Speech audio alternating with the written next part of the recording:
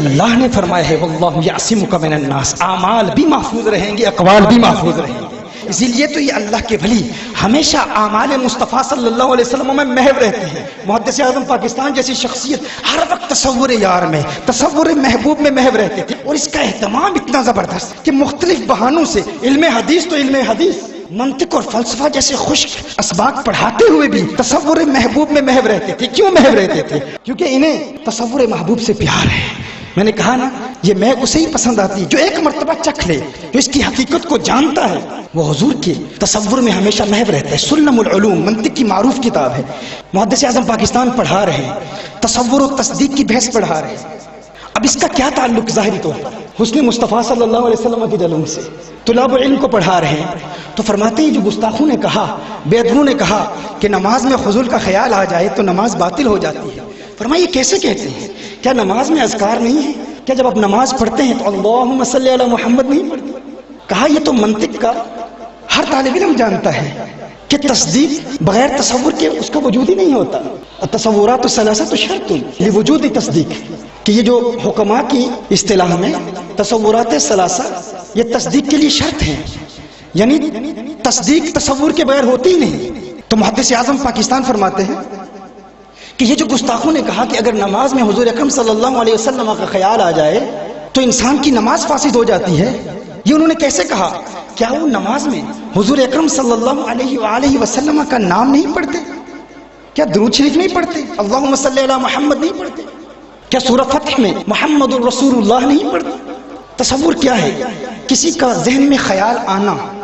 محدث اعظم پاکستان، میں نے کہا ولی ہے، محدث اعظم پاکستان ولی ہے. تو جب آپ کہتے ہیں نا محدث اعظم پاکستان، تو یہ ایک تصور ہے. الادراک الخالی عن الحکم، خیال کا آنا یہ ایک تصور ہے. پھر آپ کہتے ہیں ولی، تو ولی اللہ بھی ایک تصور ہے. آپ کہتے ہیں محدث اعظم پاکستان، یہ خیال آیا، ذہن میں ان کا تصور آیا، یہ ایک تصور ہے.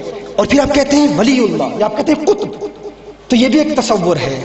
لیکن آپ حکم نہیں لگاتے، النسبۃ الحکمیہ نہیں پائی جاتی. تو یہ دو تصورات ہیں، اور تصدیق بغیر تصور کی ہوتی ہی نہیں ہے.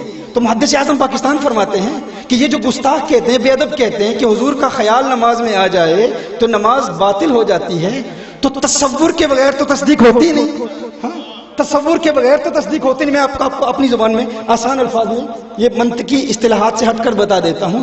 گویا کہ محدث اعظم پاکستان فرما رہے ہیں کہ دیکھیے ایک تصور ہے، ایک تصدیق ہے. تو ذرا گستاخوں سے یہ پوچھو، بے ادبوں سے یہ پوچھو کہ تم نماز تصدیق کے لیے پڑھتے ہو یا تکذیب کے لیے پڑھتے ہو؟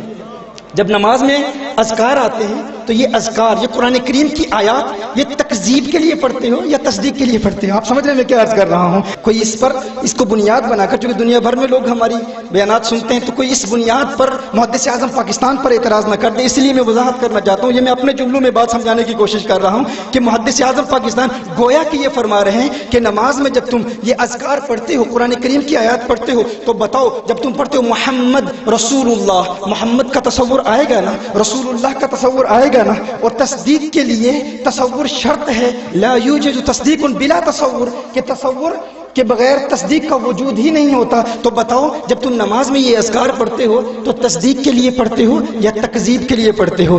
اگر قرآن کی آیات تکذیب کے لیے پڑھو گے تو تم اللہ کو جھوٹا کہہ رہے ہو نا، اور اللہ کی تکذیب کرنا کفر ہے. اللہ کو جھوٹا کہنے والا کافر ہے، اور کافر کی نماز تو ہوتی ہی نہیں ہے. تم کاہے کی نماز پڑھ رہے ہو؟ تم کیوں عبادت کر رہے ہو؟ اور اگر کہو تکذیب کے لیے نہیں پڑھ رہے، تصدیق کے لیے پڑھ رہے ہیں، تو لا یوجد تصدیق بلا تصور، تصدیق کا وجود ہی تصور کے بغیر نہیں ہوتا. تم کہتے ہو تصور شرک ہے. اگر نماز میں حضور کی یاد آ جائے، حضور کا تصور آ جائے، حضور کا خیال آ جائے تو انسان مشرک ہو جاتا ہے. بڑی عجیب بات ہے، تکذیب کے تم مدعی نہیں ہو، تکذیب کر نہیں رہے اور تصدیق کو مانتے نہیں، تو تمہاری نماز تو کسی صورت میں نہیں ہوتی. لیکن ہم اہل سنت، عاشقان اعلی حضرت کی عظمتوں کے ترانے الاپنے والے جب منطق بھی پڑھتے ہیں، جب فلسفہ بھی پڑھتے ہیں، منطق و فلسفہ جیسے خشک موضوعات کو پڑھتے پڑھاتے ہوئے بھی تصور یار میں محو رہتے ہیں. ہم نماز میں تصور کیوں نہیں کریں گے؟